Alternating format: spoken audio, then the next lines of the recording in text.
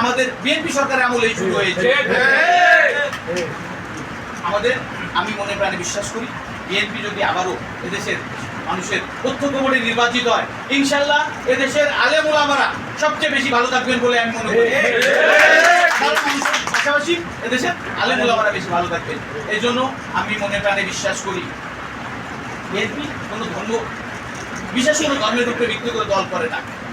BNP এদেশের সকল সম্প্রদায়ের লোকজন যাতে সুশৃঙ্খলভাবে, শান্তিপূর্ণভাবে, সম্প্রীতির মাধ্যমে দেশ গঠন করতে পারে, সেই দিকটা সবসময় খেয়াল রাখেন আমাদের প্রিয় নেতা জনাব তারেক রহমান।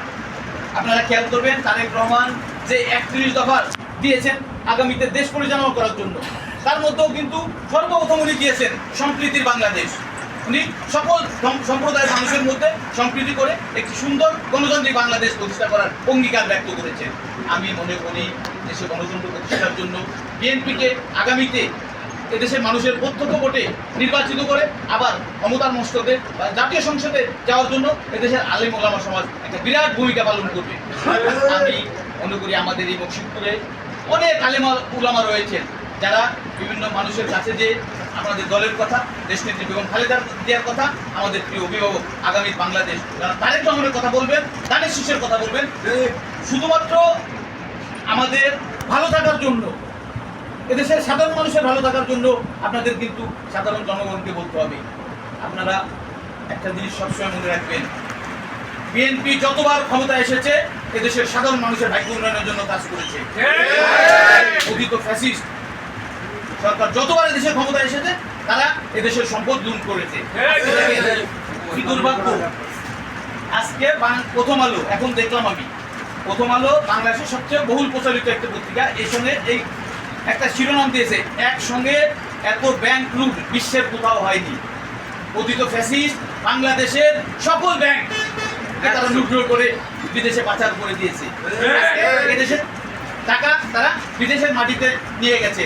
পার্শ্ববর্তী একটি দেশের প্রেসক্রিপশন অনুযায়ী তারা এদেশের মানুষের প্রতি যেভাবে নিপীড়ন নির্যাতন করেছেন তার পরিণতি আপনারা খেয়াল করেছেন। তারা কিন্তু রাতের অন্ধকারে এদেশ থেকে পালিয়ে গেছেন। আজকে আমি সবসময় একটা কথা বলি, আমাদের ভাই এই আলেম ওলামা ভাইদের উদ্দেশ্যে একটি কথা বলতে চাই, আর যাই হোক আওয়ামী লীগ এদেশে আওয়ামী লীগ নাম দিয়ে আর ফিরে আসার কোনো সুযোগ নেই। এজন্য আমি আপনাদেরকে বলবো, আগামী সুন্দর বাংলাদেশ গড়ার লক্ষ্যে আমাদের প্রিয় নেতা বিএনপির ভারপ্রাপ্ত চেয়ারম্যান জনাব তারেক রহমান যে 31 দফা প্রণয়ন করেছেন, সেই 31 দফার ভিত্তিতে ইনশাল্লাহ আগামী জাতীয় সংসদ নির্বাচন অনুষ্ঠিত হলে সেই অনুষ্ঠিত হওয়ার মধ্য দিয়ে এদেশের সাধারণ মানুষের প্রত্যক্ষ ভোটের মাধ্যমে আবারও এদেশে বিএনপি ক্ষমতা হচ্ছে। এবং আমি মনে প্রাণে বিশ্বাস করি এদেশের সাধারণ মানুষের প্রত্যক্ষ ভোটের মাধ্যমে বিএনপি ক্ষমতা এলে এদেশে আবারও সুখ শান্তি ফিরে আসবে, গণতন্ত্র ফিরে আসবে। আমরা বিগত 18 বছর আমরা কিন্তু স্বাধীনভাবে কথা বলতে পারিনি। আপনারা অনেকেই বলেছেন আপনারা কিন্তু মসজিদের, এখানে অনেকে মসজিদের ইমাম আছেন, মাদ্রাসার শিক্ষক আছেন, মাদ্রাসার প্রিন্সিপাল আছেন, আপনারা কিন্তু মসজিদে বসে আপনারা মনে নিজের বাবা মার জন্য দোয়া করতে পারেননি। অনেক সময় আমরা দেশনেত্রী বেগম খালেদা জিয়া দীর্ঘদিন অসুস্থ। দেখেন এদেশের এই উপমহাদেশের একজন ব্যতিক্রম ধর্মী নেত্রী দেশনেত্রী বেগম খালেদা জিয়া, আমার মনে হয় বিশ্ব রাজনীতিতে একজন ব্যতিক্রম ধর্মী নেত্রী দেশনেত্রী বেগম খালেদা জিয়া। এই নেত্রী তার রাজনৈতিক জীবনে কোনো নির্বাচনে কোনোদিন পরাজিত হয় নাই। আপনারা বিশ্বের রাজনীতির ইতিহাস ঘাটলে আপনারা এরকম কোনো নজির পাবেন বলে আমি মনে করি না যে একজন নেত্রী কোনোদিন নির্বাচনে কখনো পরাজিত হয় নাই। তিনি 91 সালে 5টি জাতীয় সংসদ নির্বাচন থেকে নির্বাচন করেছিলেন, 5টি নির্বাচনে তিনি বিজয়ী হয়েছিলেন। 96 সালে তিনি 5টি আসন থেকে নির্বাচনে অংশগ্রহণ করেছিলেন। এদেশের মানুষ তাকে 5টি নির্বাচনেই নির্বাচিত করে সংসদে পাঠিয়েছিলেন। 2008 একটি সাজানো পাতানো নির্বাচন ছিল, মঈনুদ্দিন ফখরুদ্দিনের সাজানো পাতানো নির্বাচন ছিল।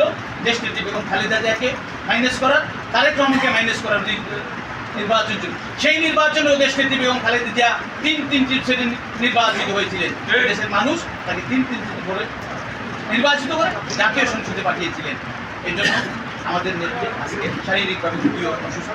আপনারা এই আলেমা ওলামা মহোদয়গণ, আপনারা আমাদের প্রিয় নেত্রীর জন্য দোয়া করবেন। আমাদের প্রিয় নেত্রী জানেন শারীরিকভাবে সুস্থ হয়ে আবার দেশে এসে আপনাদের পাশে দাঁড়াতে পারে, দেশের আলেম সমাজের খেদমত করতে পারে। এটাই আজকে আমাদের ইনশাআল্লাহ। আপনাদের প্রতি আমার বিনীতভাবে আর একটি অনুরোধ, আগামী কিছুদিনের মধ্যেই এদেশে একটি নির্দলীয় নিরপেক্ষ বর্তমান সরকারের অধীনে একটি সুষ্ঠু নির্বাচন অনুষ্ঠিত হবে। আপনারা একটা জিনিস খেয়াল রাখবেন, বিগত 3টি জাতীয় সংসদ নির্বাচনের মতো আর কখনো বাংলাদেশে দিনের ভোট রাখতে হবে না, আর কোনো ভোট ডাকাতে হবে না। এখন আপনাদের ভোট, আপনাদের নেতা আপনাদের ভোটের মাধ্যমে আপনারা নির্বাচিত করবেন। এই পরিবেশ কিন্তু বাংলাদেশে হয়েছে।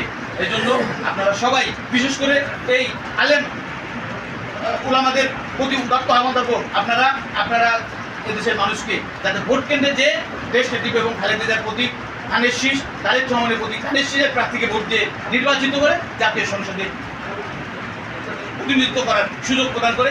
এই জন্য আপনাদের কাছে অনুরোধ থাকবে, আপনারা প্রতিটি ভোটারের কাছে এই আবেদন করবেন। পাশাপাশি আমি আপনাদেরকে আর একটু আশ্বস্ত করতে চাই, আমাদের এই মকসিদপুরে গোপালগঞ্জের ইসলামী ফাউন্ডেশনের কতগুলো